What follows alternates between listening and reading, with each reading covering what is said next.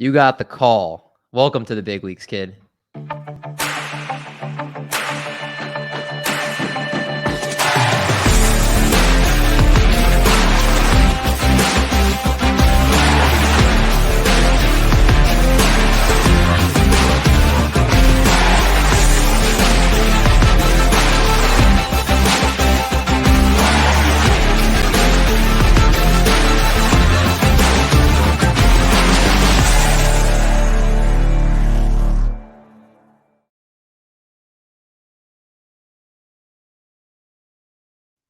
What's going on, everybody? Welcome back to the call up presented by Triple Play Fantasy. Week 22 coming at you full force here. And just me, myself, and I, and my good course co-host, Baby Huey, here for this episode. Mike, how you doing? Doing good, Mendy. It's a little quick turnaround this week. We're trying to sync up schedules with your other pods and everything, and football coming up, but happy to be here and talk some prospects. I didn't want to rush a guest into this week, so we're gonna hammer out some players for you guys this week and hopefully put on a good show for you. Yeah, I mean, Mike said it. I mean, we've been at this all season. Pretty crazy. I mean, pretty much all year we've been giving you guys have been getting called up. Guys have been looking at the minor leagues, prospect promotions, everything under the sun. Honestly, it's been a fun ride. We're gonna have so much great off-season content, but we're in the last few weeks of the regular season here, so the real prospect heads are the ones I know that continue to watch here, and there's still players doing awesome things, and we want to make sure we continue to highlight those guys. So without further ado, we go, of course, to our beginning segment, our minor league players of the week, kicking off first with the hitting side of things. And the first guy here on this list, Endy Rodriguez from the Pittsburgh Pirates. Pirates are an interesting organization because they need help in so many places. And over the last 10 days, he plays all over the diamond, honestly, has been really looking good, Mike. Yeah, Endy Rodriguez is someone I've actually been wanting to highlight for a few weeks. It just never came to fruition, but this is a guy that I'm very high on at this point. He has a double plus hit tool, and coming into the season, they were projecting him for below average power, but as you can see by his stats there, that has come to fruition this season. He's got 24 home runs. He's got a really good hit tool, as I said, hitting 310, 402, 584. He looks to me like a very good four-category player. I don't think you're going to get the speed. He has played some second base and outfield, and they do have Henry Davis at catcher in their organization, so there's a question about whether or not he's going to stick at catcher, but I think his bat's good enough if he does move off the position. And this, to me, is going to be a potential top 50 prospect coming up in the near future. And I see him as someone who could profile as a middle-of-the-order type player for the Pirates in the coming years. Yeah, it's very interesting to think. I mean, right now he's already amassed a double A. Do you think, where is his final position? If you had to guess today, where do you think it is? That's a tough one. I've thought about that. I do think Henry Davis probably has the edge defensively at catcher, so I would guess he's going to end up in the outfield, maybe first base down the line, like a corner outfielder, first baseman type of slugger who just produces in four categories. Okay. I mean, again, great stats, multi-position eligibility.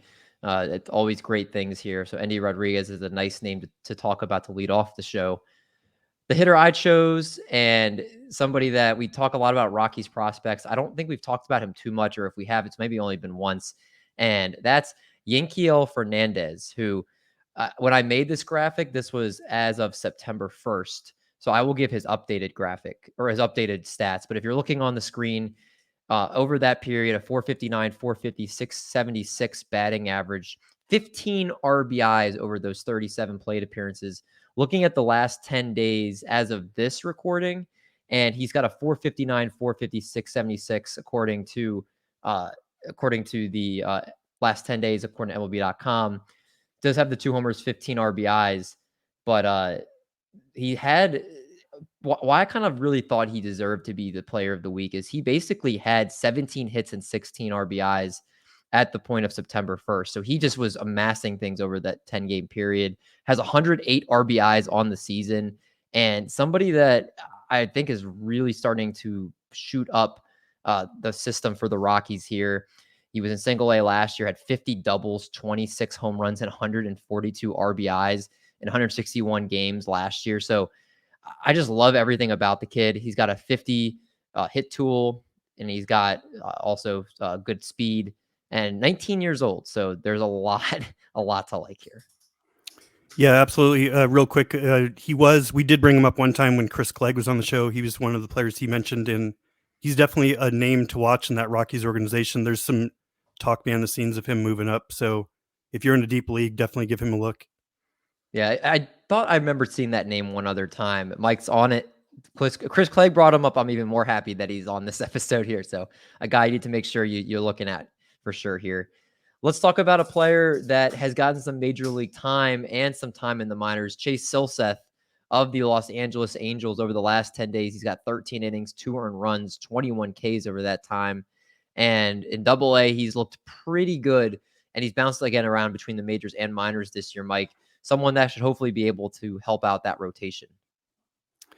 Yeah, Silseth is someone I felt like needed to be talked about. I mean, his season's been kind of an anomaly of sorts. He really surprised me when the Angels called him up.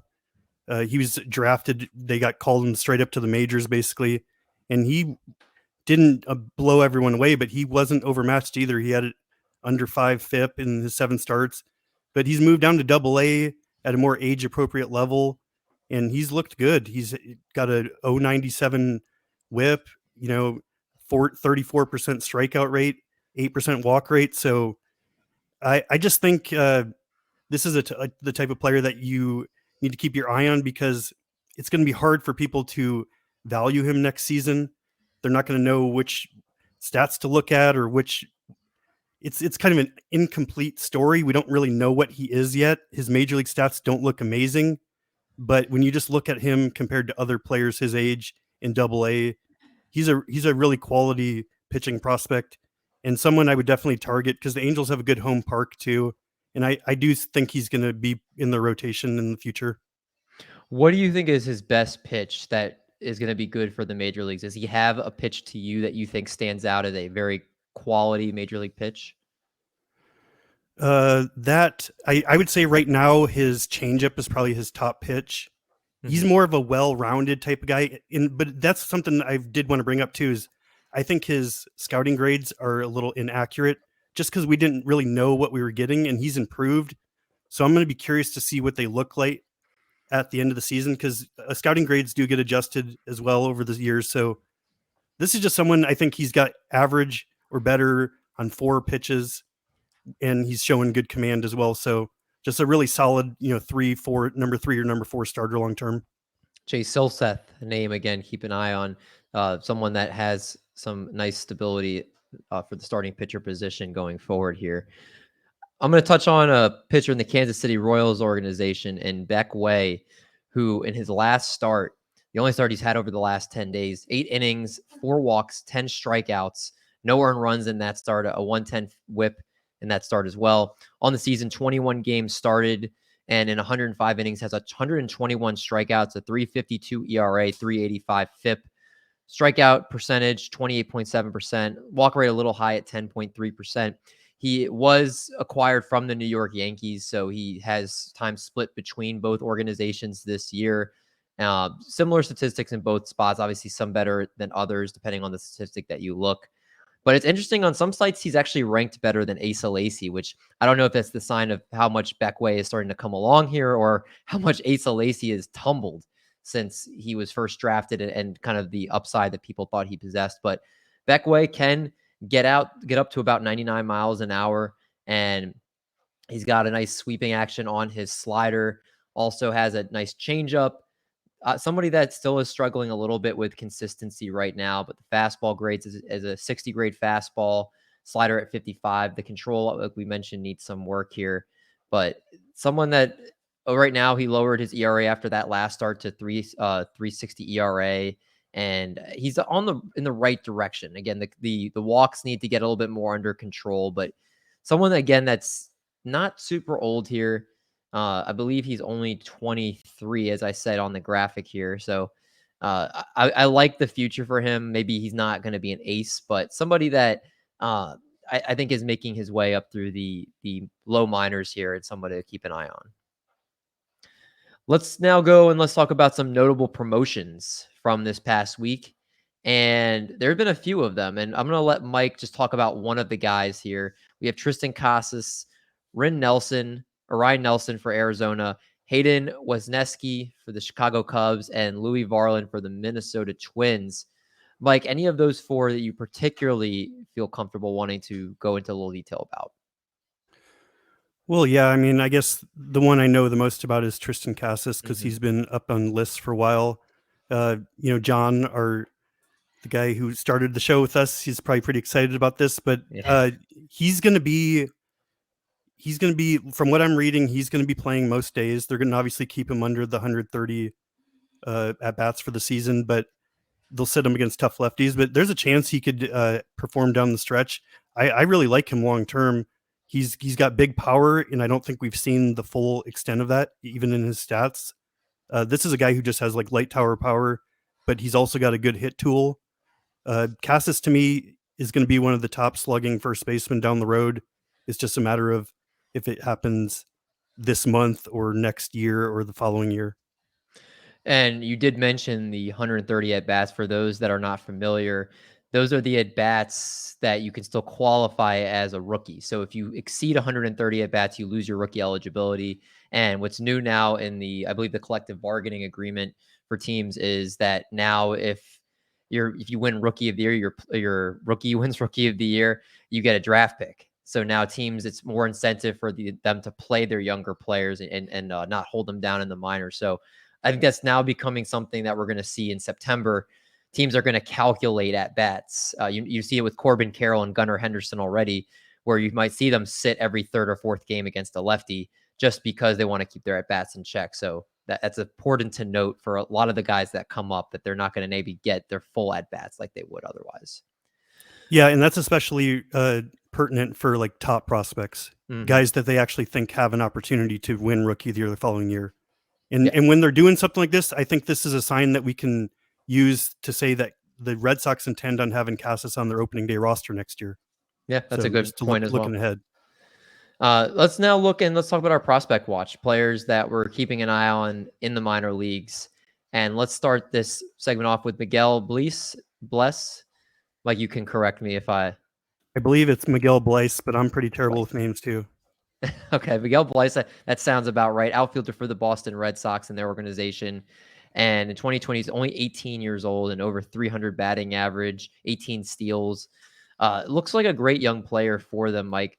Why was he somebody you wanted to feature on this segment? Yeah, this is a guy that I've been hearing a lot of buzz about. I liked him. I've liked him for a little while, but just recently, a lot of the smart dynasty people, a lot of the big time prospect analysts, I'm just hearing all the different trigger words that I hear for a guy. He was just scouts were raving about how well he played in the complex league, and even statistically, it doesn't jump off the page like 5 home runs, but a 242 ISO. This guy is a 9.3 speed grade, so this is a power speed guy with a good hit tool. If I were going to say, like, if there's a player or a group of players that could emerge next year in A ball and make that giant leap up lists, I would put him on that short list. And so that alone is a reason to target this guy in Dynasty.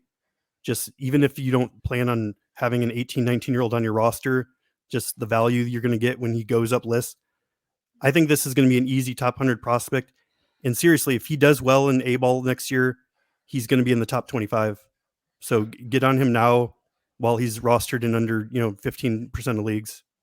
Miguel Bleis, again, somebody that getting on him super early, and right now Mike is saying this is a guy you want to make sure you look at in those deep dynasty leagues before everybody else kind of catches up. That's just one of those guys right there.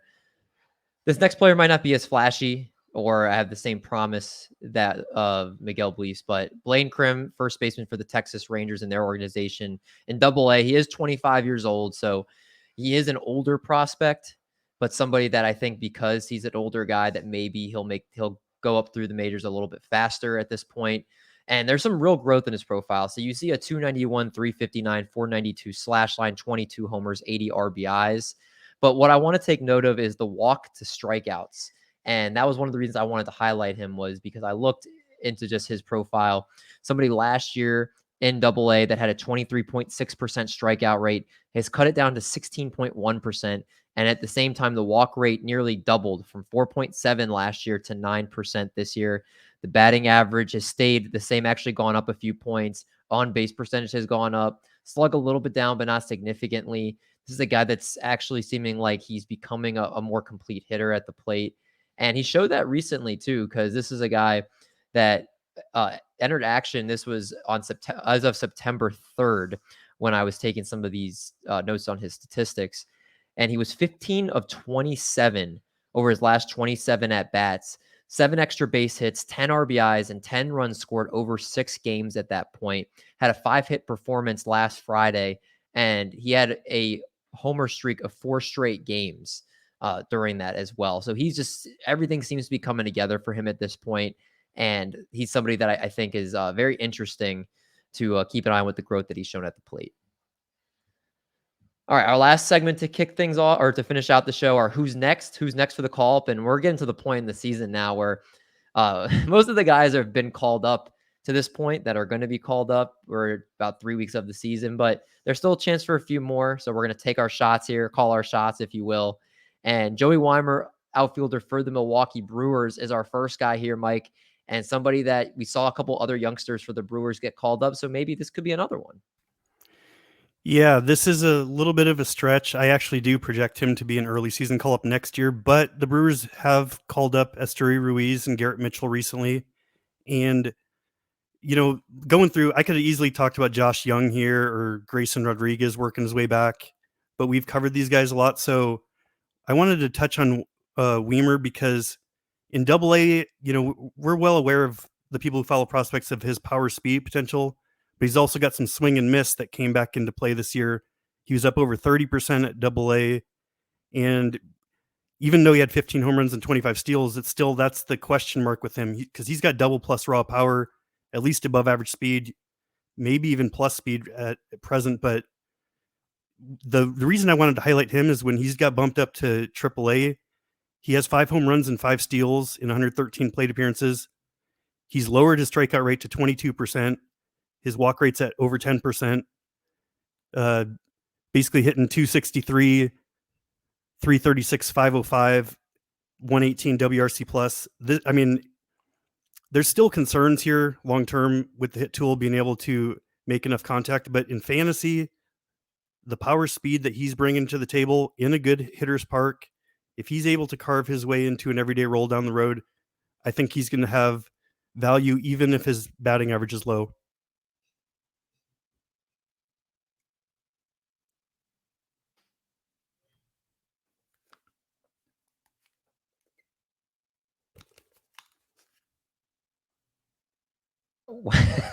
Wow, what a rookie mistake, David, keeping your mic on mute. Mike even gave me a sign off screen here to he couldn't hear me. That's a complete rookie mistake on my part.